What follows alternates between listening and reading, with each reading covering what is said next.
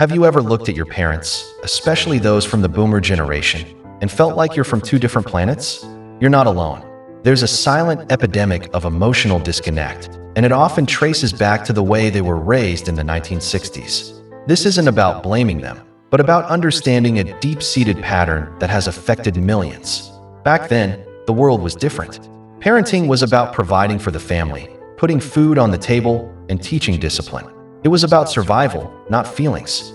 Phrases like "children should be seen and not heard" weren't just sayings, they were parenting manuals. Emotional needs were often seen as a weakness or a luxury. Kids were expected to be tough, resilient, and independent from a very young age. Crying was met with "I'll give you something to cry about," and expressions of fear were dismissed with "stop being a baby." This approach didn't just create tough kids, it created adults who learned to suppress their own emotions, who were never taught the language of empathy because they never received it themselves. Now, let's fast forward. These children, who grew up emotionally starved, became parents themselves. And here's where the cycle of trauma really takes hold. How can you give something you never received? They loved their children, of course. They worked hard to provide a better life, better opportunities, better material possessions than they ever had. But when it came to emotional support, many were running on empty. They couldn't offer a hug when they were never hugged. They couldn't validate feelings they were taught to ignore. So when their own children came to them with anxiety, with sadness, or with confusion, the response was often a familiar echo from the past. Instead of understanding, there was judgment. Instead of comfort, there was criticism. "You're too sensitive. Why are you always so dramatic? In my day, we just got on with it." For the child hearing this, the message is devastatingly clear. Your feelings don't matter. You are a burden. The very people who are supposed to be your safe harbor feel like a storm. This isn't just a communication gap. It's a profound emotional abandonment that leaves deep, invisible scars.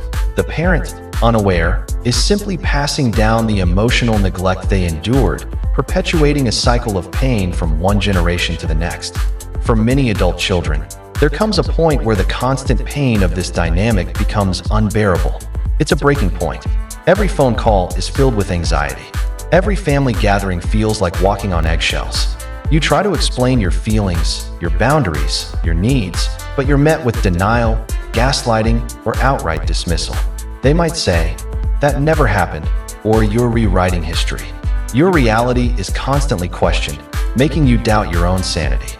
This is the moment many choose to go low contact or even no contact. It's not a decision made lightly or out of spite. It's an act of self-preservation. It's a desperate attempt to create a space where you can finally breathe, where your emotional reality isn't constantly under attack. It's about survival.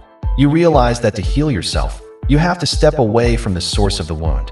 The guilt can be immense because society tells us we owe our parents everything.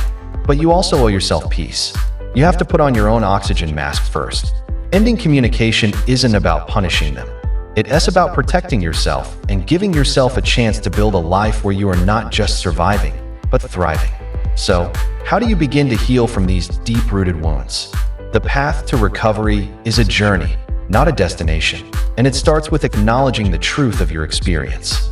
The first step is radical acceptance. Accept that your childhood was not what you needed it to be. Accept that your parents may never change or understand your pain. This isn't about forgiving them on their terms. It's about freeing yourself from the hope that they will one day become the parents you always needed. Grieve for the childhood you didn't have. Allow yourself to feel the anger, the sadness, and the disappointment. These feelings are valid. Next, focus on reparenting yourself. This is a powerful concept. It means giving yourself the love, validation, and support you never received. Start by becoming your own best advocate. When you feel anxious or sad, instead of criticizing yourself, ask, "What do I need right now?" Maybe it's a warm bath, a walk in nature, or just permission to rest. Learn to set and enforce firm boundaries. This is crucial. Boundaries are not walls to keep people out. They are fences to protect your peace. It could be as simple as saying, "I'm not going to discuss this topic with you," or limiting the length of phone calls. Connecting with your inner child is another vital step. Think about what you loved to do as a kid before you were told it was silly or a waste of time. Was it drawing, dancing, building things? Re-engage with those joyful activities. This helps heal the part of you that was suppressed. And perhaps most importantly, seek support. This could be through therapy, especially with someone who specializes in childhood trauma. It could be joining a support group with people who have similar experiences. Knowing you are not alone is incredibly healing. You don't have to carry this burden by yourself.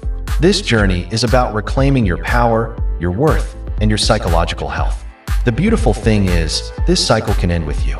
By doing this difficult, courageous work, you are not only healing yourself, but you are also changing the future for the generations that come after you.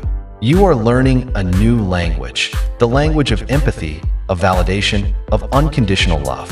You are creating a new legacy. It's a message of profound hope. Your past does not have to define your future. You have the power to break the chain and build a life filled with genuine connection, peace, and joy. It is possible. Thank you so much for watching and for allowing this space for a difficult but necessary conversation.